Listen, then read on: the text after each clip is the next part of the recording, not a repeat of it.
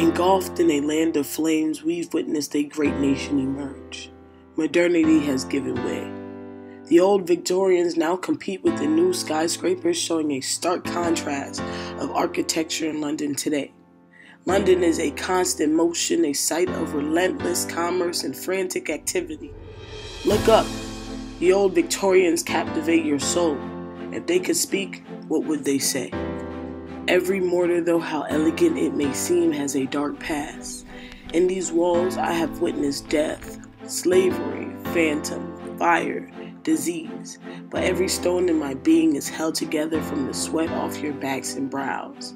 Today I am sacred, a spectacle that houses the stories of kings and queens, domes of Indian origin that house chandeliers of considerable beauty. My walls are etched with bamboo painting, murals of Asian descent, as we were kings of the world who want to show our imperial strength. I screamed wealth, but the irony was a few steps down the street poverty reigned. Mere streets separated the rich from the poor. Look up. It doesn't take much effort to witness the massive skyscrapers that engulf the city. If they could speak today, what would they say? Every glass, though how elegant it may seem, has a dark past. In these walls I have witnessed greed, corruption, theft, regeneration, modernization, extreme poverty, and extreme wealth. But every glass in my being is being held together from the sweat off your backs and brows. Today I am marvelous, a spectacle that attracts all the powerhouses in the world. Reaching 306 meters, the shard can be seen from miles away. The erotic Gherkin, the cheese grater, the walkie-talkie, the London Eye, as we are moguls of the world who want to show our imperial wealth. I scream wealth, but the irony was a few steps down the street, poverty reigned. Mere streets separated the rich from the poor. Frederick Harrison would gaze in amazement if he seen London as I have today. London with its grandest rivers of any capital of Europe, with a rich and glorious history, with boundless energy, wealth and culture has surpassed Paris, Berlin, Vienna, Rome, Chicago, and New York. But I am filled with discontent, as the stark contrast can also be seen in wealth, where the rich in towers gaze over the poor ghettos, where social housing has become a place for corporate slaves, and food banks has arisen for the first time in a long time. Don't forget that your marbles are being held together from the sweat off our backs and brows. So when you look up, remember, every Victorian skyscraper, statue, bridge, and barge tells you the story of both the rich and the poor. Dear Dad, London has been such an incredible experience. We have seen so many destinations and traveled all over this large European metropolis. From buildings that contain historical backgrounds of past imperialism to modern wonders, we walked an average of 6 to 7 miles each day exploring this European wonder. In fact, what is interesting is how this geography and structure of this city has represented London as an imperial capital of the British Empire, and how many of these aspects have left their remnants today in the post-imperial present. London's geography greatly mattered as an imperial capital since different districts of it represented different aspects of the British Empire. A large means of transportation that I have used to get around London is the underground system, otherwise known as a tube, and the first underground railway system the world has ever seen. In fact, the underground has had a history of applied symbolism of the dominant British Empire during the early 20th century. I traveled through a former empire each day here in London. During my experiences in using the tube, I also experienced the political, commercial, and cosmopolitan factors of the British Empire, such as Westminster, Oxford Street, and Wembley to name a few. As I live each day here in London, I live in what once was, and in a way still is, an imperial capital. As a city that remains a center of political power, trade, and globalization in Europe, geography played a factor in London's status as a capital of one of the longest-lasting empires. I look forward to learning more about London as I study abroad here. Please send everyone at home my best love and greetings. I will update you all soon on my European adventure. Best regards, Gabriel. Dear Dad, while being in London, I learned so much more about their culture that is in some ways different from the culture I grew accustomed to. I have never been to a new environment that is so rich with different ethnicities and traditions. I'm taking a class while I'm here, and I'm learning about so many things. I have learned that in 1945, migration was a huge phenomenon where many nationalities came to London and incorporated their own languages, religions, and delicious foods into the British community. I am one who is big on food, and during our field studies and tours to places like Brick Lane, Brixton, and Greenwich, I see so many different street vendors that sell all types of foods. It's interesting to see the foods that are offered here, and not so much in the States. With that being said, I see how eating is a way in which people come to respect difference, become less hostile about foreign foods, and even begin to realize how our own diets connect our culture to others. Before coming to this country, the only thing I knew about London was that they were big on their fish and chips dish. In class, I found out that this particular dish was founded by poor migrants and grew to be popular in the upcoming years.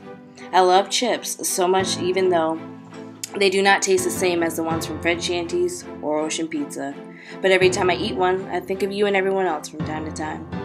It is interesting to see that there are so many options when it comes to certain foods and how they are prepared. On my trip so far, I've had the opportunity to try the official fish and chips dish, and it turned out to be pretty amazing. The crazy thing I found out later on while being here is that fish and chips is no longer the dish of London, and that they are more popular for their roast beef and potatoes as well as chicken curry dishes. With the growing interest in the varieties of foods, London has enabled different cultures to remain true to their own culture without feeling forced to become accustomed to British culture. I've noticed that London seems to have healthier or more practical ways of preparing their foods. Back home, we worry about processed among other forms of food preparation. Food speaks and says a lot about not only a culture, but one's culture as well. With such diversity in this culture, or even in this country, you are able to get a taste of dishes from all around the world. Dear future leaders, if you are reading this letter, then it means that you have successfully completed your education and you are now ready to move on in the world to bigger and better things. This information that I am enclosing to you is highly important information that needs to be dealt with delicately, but it will help you make a difference in the world. My name is Xylecia Gentry, and I am writing to inform you about a new topic that is going to be emerging in the near future. The topic I would like to discuss with you this day is the idea of a new urban order. The article that I was discussing was titled Yuppies, Yuffies, and the New Urban Order by John Short. The information that was presented in this article was the way that there was a growing inequality and conflict within the Docklands between the Yuppies and the Yuffies. The main point that the author wanted to show the reader was the important political dimensions that underpinned the emergence of and the resistance to a new urban order. A Yuppie is a young, upwardly mobile person who is a part of the successful new middle class. According to myths, Yuppies have become a powerful model and a peg for advertising campaigns and are known as designated followers of fashion. An example from the London trip was the housing that we, the SSS students, were living in. The housing that we had was Neal in Spitalfields, and this was known as the posh area of London. Every morning when you make your journey downstairs to the lobby, you would see many of the residents with designer clothing and bags, and you would know that the people living here have a lot of money. Yuppies are the higher paid members in society. Yuffies are known as the urban failures. This failure relates to their inability to get a job. This reminded me of the story that Jill told the class one day about her friend who does not have the means to live in London, so he must travel 1 to 2 hours a day to his work. He lives in an apartment and he has a child. According to Jill, the money that is being made is only enough to pay for the rent and any other necessities that are needed for them to survive. As I come to a close, I would like to inform you that the study abroad program that I was a part of really opened my eyes and made me take off my cultural binary glasses and to really take the opportunity to experience all that London had to offer me. This gave me the chance to meet new people and to learn about them and ideas that I would never thought about. I am really glad that I was presented the opportunity to study abroad. There is still time for you to make a difference and inform people to not resist change, but to embrace it. now before it is too late. The new urban order of disorganized capitalism will arise from this struggle. It will eventually shape a function of conflict and compromise, and its final form will be a mark of victory and defeat. Sincerely, Xylecia Gentry. To whom this may concern, the opportunity to visit London has been a dream come true. Today in class, I read about riots and how public protests provide dramatic, newsworthy images of violence perpetrated by protesters, counter-protesters, police officers, or all three. It is difficult to imagine riots to occur in a place where you have dreamed of going, because you surpass what is real and observe the over-amplified viewpoint of a brochure or magazine. The G20 summit protests on April 1, 2009 proved just that, and the focuses of protests were from a number of groups over various long-standing and typical issues. From environmental issues to people's rights movements, the riots were a means for people to get their opinions heard. In class, I read about a concept called inferential structures. This term is used to explain how audience interpretations of news media coverage of politics both reflects and are determined by unwitting bias on the part of news reporters, which in turn could be attributed to reporters' assumptions about their audience. I go about London viewing the beautiful sights and idealized environment, not knowing that maybe it isn't as it seems. Maybe people aren't being heard and riots will occur, or they have given up and they canceled because it wouldn't change who really has control of the riots, the higher power. I am thankful to be part of this great opportunity, and I would not change anything about it. To whom this may concern, touring around Barcelona has been an absolutely beautiful experience. From the people to the culture and the architecture, I've been truly enlightened by this amazing city. From the relaxed and vast structures of Park Güell to the remarkable and elaborate church of La Sagrada Familia, this experience has been incredible. Within the Spanish culture, there are two groups of individuals, the Spanish and the Catalan. The Catalan people have had their own language for centuries, but with the increasing migration of native Spanish speakers moving into their territory, what was once a majority has surely began to appear a minority, have been fighting to maintain their sense of identity in their new, always changing community. During my time in Spain, I could tell the difference in those who spoke Spanish and Catalan. With all that being said, this situation can closely be related to the displacement of Native Americans in the United States of America. For the past 100 years, there's been a significant decrease in the appearance of Indian reservations in our country. Native Americans are now pushed out of their communities and in turn forced to assimilate to American culture. This can be compared to the Catalan people of Spain in that they too are at a high risk for completely losing their culture. Displacement of people that eventually turn into the displacement of culture happens way too often. In Barcelona, this isn't necessarily the case. Now in Barcelona, there are so many diverse cultures in which everyone can live in some kind of harmony. You can see everyone in the streets and no one looks the same. Although the Catalan people are fighting to keep their culture, Spain has also welcomed a large group of individuals, some who are just migrants, as well as those who are refugees from war-stricken or impoverished countries. Thank you, Barcelona, Spain. This has truly been an eye-opening experience, one that I will never forget. Kind regards, Sinclair.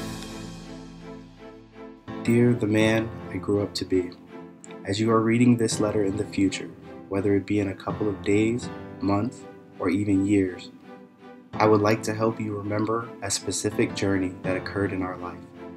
Do you remember that this was your first time taking a plane and the initial fear that crept in when the plane took off, when it experienced turbulence, and when it landed? These were some of the craziest things we experienced in our life to this point. As I am writing you this letter, I can't help but be drawn back to my biggest memories made in the city so far, like when we took the 10 tours of London in an hour, and when we saw the statue of Ethos, or the time when we went to the British Royal Park and we were able to stand on two different sides of the world at the same time, or more embarrassing parts, like when we attempted to do the Yukon chant and we messed up in front of a large audience of tourists. One thing that also crossed my mind, the presentation that we will be presenting the last week here in London. Do you remember that our part focused on social news, citizen journalism, and democracy? Well, if you can't remember, allow me to refresh your memory. The article was written by Luke Good. The article focused on the interpretation of citizen journalism, which refers to a range of web-based practices whereby ordinary users engage in journalistic practices. The author then explores how citizen journalism is more democratic because it allows individuals to voice their opinions on topics that are important to them. Do you remember the World Bites trip that we took, which basically summed up the idea of everyday citizens using media in order to answer hard questions? Remember how we only had 4 hours to learn how to work a camera? And we were expected to be professionals by the end of it? He helped as part of the camera crew for the discussion on the C.L.R. James discussion. He was an unsung hero for the end of slavery in the UK. World Bite uses everyday individuals in the form of volunteers and relies heavily on the donations from their audiences. As you are reaching the end of this letter, I hope you have used this once-in-a-lifetime experience to reach your goals and create a present day which you can enjoy and be proud about. As I sign off, I would like you to know that I am excited to see what the future holds. I still have a week in London and an infinite amount of journeys and experiences that are waiting for me to start. I just need to take the first steps. Sincerely, the person you used to be, not the individual you grew up to be. Bryan. Dear Mom, London's a beautiful city that has strong, positive vibes that puts you in an awe state of mind as you twirl your head in a 360 motion because buildings are huge and the light shines bright. And many things that remind me of where I'm from. London can be comparable to Bridgeport in the aspect of many homeless people sleeping in the street. Shocking, I know, but I remember that a man who sits in front of the Walgreens and begs for change day in and day out. Oddly enough, there's a homeless guy in front of Tesco that begs for change.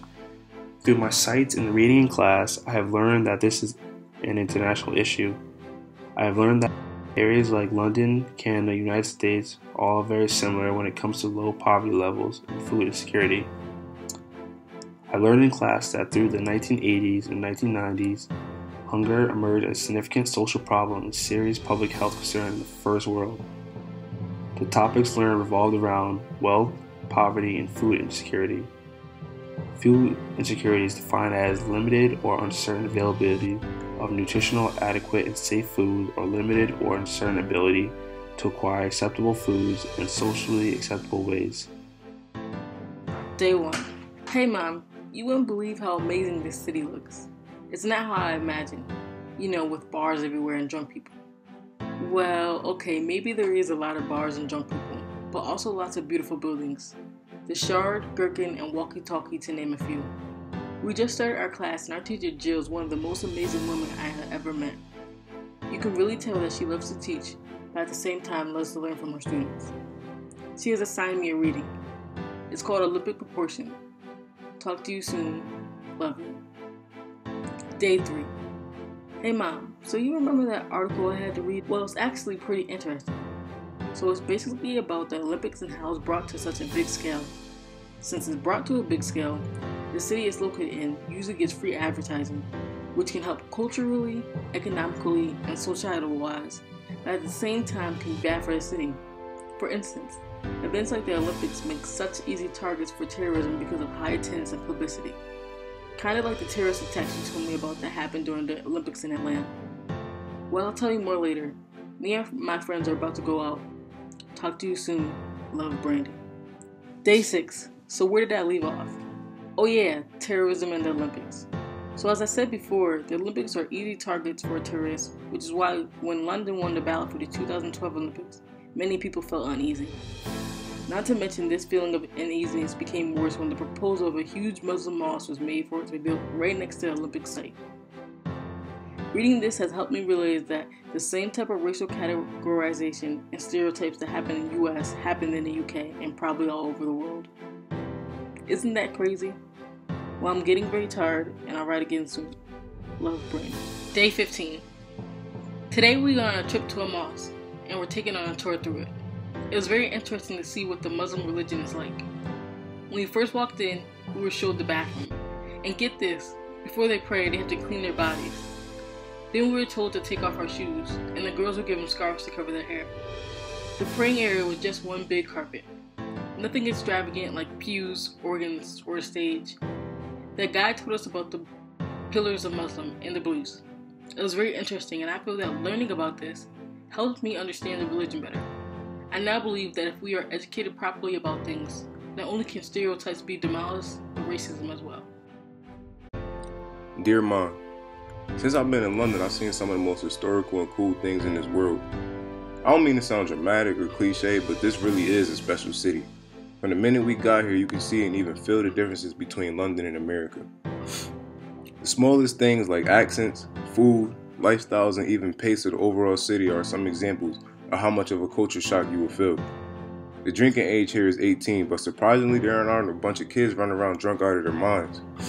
Everything here feels more orderly back in Connecticut too. You can't just walk up to someone and start a conversation here because more than likely they'll just ignore you. Most of the people here are just trying to get from point A to point B. You will also think, with it being such a big city, there will be a lot of crime like some of the larger cities in the US, but it's actually not. They have a strong system of cameras throughout the city, posted on almost every corner and building. Since we've been here, we've seen so many sights I started to forget we've been in London for only a week. At the same time, the United Kingdom and America being very different, they are also very alike. In terms of political and racial struggle, the countries are almost identical. Both have a history of enslavement of black people, but even deeper, both have a concept of the double consciousness. What this is a theory proposed by W.E.B. Du Bois, and what it says is that the black man in America faces a sense of two-ness in his identity. They view themselves as an individual within black culture, but also they are aware of how they are viewed by others, them being white mainstream America. In our class, I read an article titled Landscape, Race, and National Identity, the photography of Ingrid Pollard, which examines both Pollard's perspective as a black woman living in Britain through her photos. Pollard specifically states, in Britain, the power of landscapes are signifiers of national identity. Pollard expresses through short stanzas underneath her pictures that the black experience is only found in urban environments, but when blacks visit the black British countryside, most feel a mutual unease and feel as though they are viewed as a problem or victims. This is the same in both countries.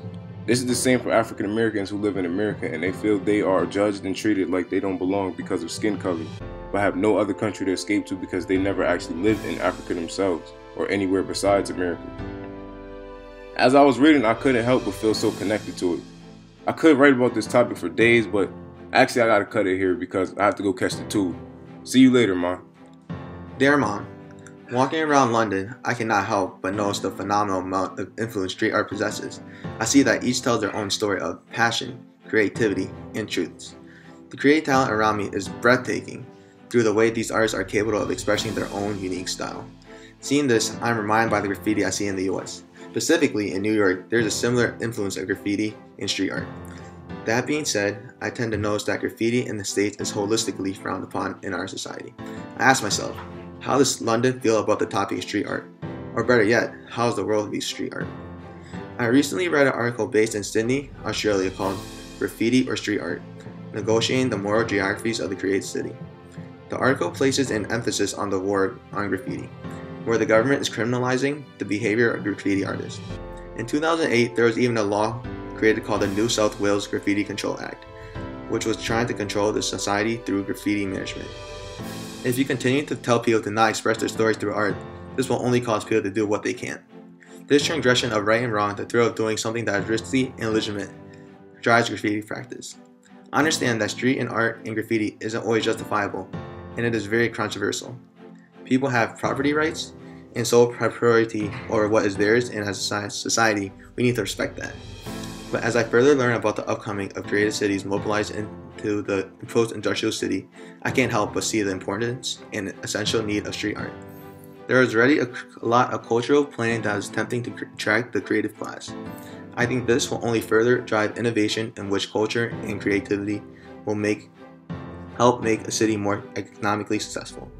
Street art attempts to mobilize the creativity to capture and deploy creativity as a way of giving the city life.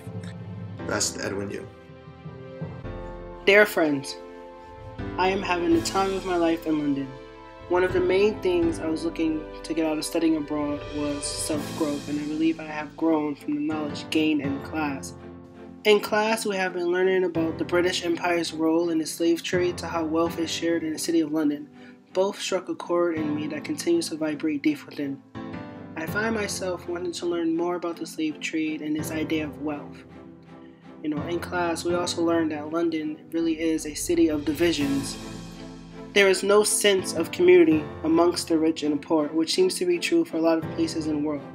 After talking about wealth, we visited some of the wealthiest places in London. During our visit, we passed through an arcade, and this was not the kind of arcade you come to play games at. This arcade was a shopping center for people who had thousands of pounds to drop on a new pair of shaving clippers. I bring this up because when I exited the arcade, there was a homeless man right outside asking for help. The image of that homeless guy sitting outside of the arcade will ever be stuck in my head. As people walk by him and into the arcade, I can only imagine what he must have felt like. I would think he felt like a stain, based off of the lack of eye contact he got and his surroundings. I think it's important to remember that there are people who are struggling in London.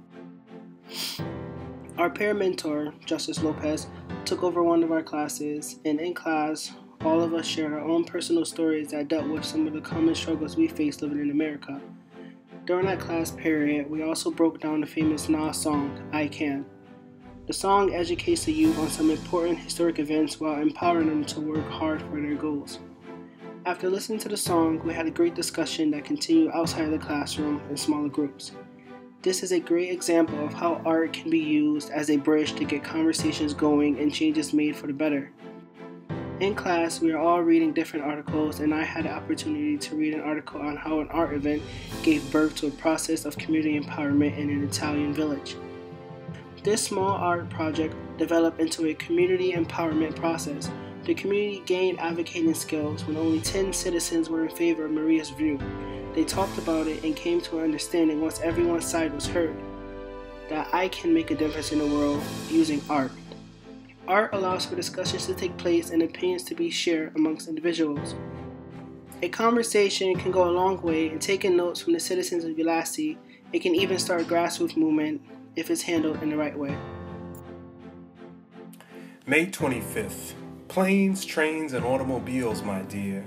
As I write this letter to you, it feels bittersweet as life passes rather quickly while traveling abroad on my feet. I'm weak, or should I say 2 weeks I've been aching for more information on Londinium's awakening that's been missed by me. See, can't you see? I'm intrigued by Charles Booth's descriptive poverty maps and prestigious arcade traps. A city divided by gentlemen's clubs and fishery pubs, where the unfair sex had to fight for check stubs. And on any given day, you could be hugged, you could be mugged, or you could be drugged from the invisible aroma of juniper-flavored spirits. See, not all realize the power of gimmicks, lyrics. Today's sugar, still masked by black spirits. From Brick Lane to Big Ben to Buckingham Palace. See, these practical or mathematical triangular roots, mathematical triangular roots run deep like the West Indies and molasses. Generations of guilt behind sunglasses. So please, my dear, mind the gap and illuminate the masses. Sincerely yours.